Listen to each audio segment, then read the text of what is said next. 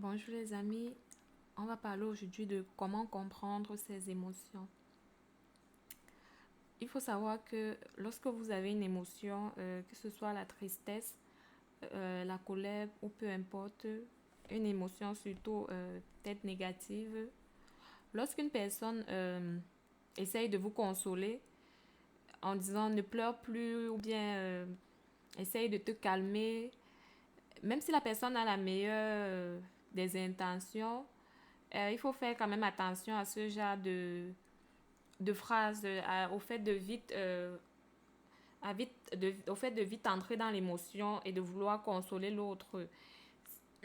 C'est, on le fait de façon inconsciente et de façon naturelle parce qu'on veut absolument que la douleur de l'autre s'arrête. Mais ce qu'on ne sait pas, c'est que cette douleur-là a besoin d'être exprimée. Car lorsque elle est refoulée, elle ne s'extériorise pas. Vous voyez, vous avez l'habitude, mes habituels schémas. Donc, elle ne s'extériorise pas. Ça, c'est l'émotion 1. Lorsque vous calmez la personne est calme, ok, mais l'émotion reste. Puis ça va ranger la personne de l'intérieur. Parce qu'elle n'aura pas tout extériorisé.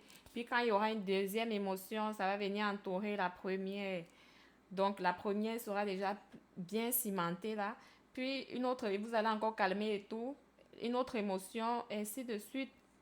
Et la personne pourra devenir potentiellement, entre guillemets, un monstre. Parce qu'il y aura déjà trop de choses en lui non extériorisées. Et qui se seront déjà bien cimentées. Autant, il faut être capable de laisser la personne s'extérioriser. Peut-être pour ceux qui sont... la personne peut le faire aussi d'elle-même, travailler sur elle en identifiant pourquoi elle ressent cette émotion, comment, comment elle peut pallier à ça et quels sont les outils qu'elle peut avoir pour pouvoir mieux y faire face. Et puis si elle est entourée, si elle est bien entourée, des gens qui l'aident beaucoup pourront également aussi faire ça pour elle, essayer de comprendre d'où vient cette émotion et tout, et non seulement mettre le pansement au-dessus sans traiter le problème en fait. Donc si vous ressentez une émotion, une par exemple, il faudrait que la personne puisse pleurer si elle en ressent le besoin. Si c'est peut-être rire, être triste, se fâcher, se mettre en colère, il va falloir qu'elle exprime toutes ces émotions-là afin que ce soit expulsé. Comme ça, il n'y a plus là. L'émotion est sortie. Mais pour ça, il faut avoir des personnes qui nous écoutent pour pouvoir faire face à ce genre de situation ou être une personne très consciente d'elle et très forte aussi. Donc, ceci ne signifie pas que vous n'alliez plus jamais être triste ou ressentir d'émotions négatives, mais ça empêche que les émotions se cimentent en fait. Fait que s'il y a une deuxième émotion qui revient, ça va passer par le même processus. Vous auriez déjà les outils pour y pallier et chasser l'émotion d'eux.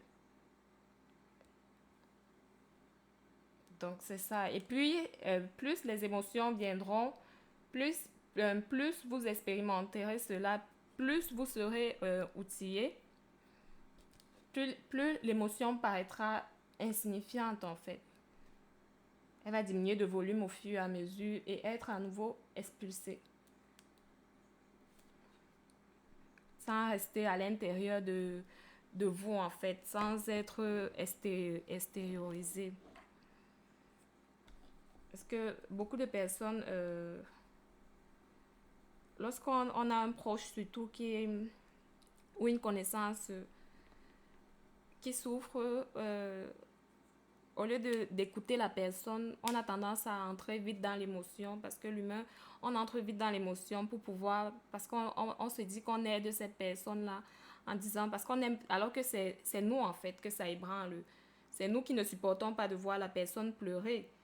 En fait, l'action qu'on pose, on essaye de s'aider nous-mêmes d'abord, mais on n'a pas conscience de ça. On n'aide pas vraiment l'autre parce qu'il faut avoir cette force-là de voir l'autre pleurer, de supporter ça pour que la personne puisse vider son sac, comme on dit. De ne pas seulement entendre la personne, mais d'écouter la personne, d'avoir une écoute active, écouter cette personne-là, puis que la personne s'exprime totalement, ressorte tout ce qu'elle a à ressortir pour pouvoir libérer l'émotion. Parce que, je sais pas, pour certaines personnes, parfois quand on pleure, et puis qu'on me demande de ne pas pleurer, l'émotion reste. Or, pourtant, même si on pleure toute la journée, on a vidé notre sac, puis le lendemain, la journée recommence. Donc, c'est un peu similaire, mais c'est un peu ça en fait. Je pense que j'avais autre chose à dire. Je m'étais pris peut-être en autre. Quel sujet euh, il me semble que j'ai oublié. Puis c'est ça, les amis. Vous éviterez ainsi, genre, comme un burn-out, comme un épuisement émotionnel, en fait. Et ça va vous permettre de conserver votre énergie, de préserver votre énergie, votre force, pour pouvoir mieux avancer, en fait. Je sais que c'est plutôt un exercice quand même difficile d'avoir sa personne et puis de ne pas entrer dans l'émotion, mais j'essaie juste de vous faire prendre conscience que c'est ce qu'on fait et qu'on peut quand même travailler ça pour mieux aider ceux qui sont autour de nous, en fait. Réaliser que c'est nous qui ne supportons pas, en fait, de voir la personne pleurer. Et que l'action qu'on pose, ce n'est pas forcément d'aider premièrement la personne, mais on est en train de s'aider nous d'abord. Parce qu'on veut voir que les larmes s'arrêtent. C'est pour nous qu'on le fait parce qu'on ne le supporte pas. Mais ce n'est pas pour la personne qui a besoin, elle, d'extérioriser le sentiment. Donc, passez une bonne journée, les amis.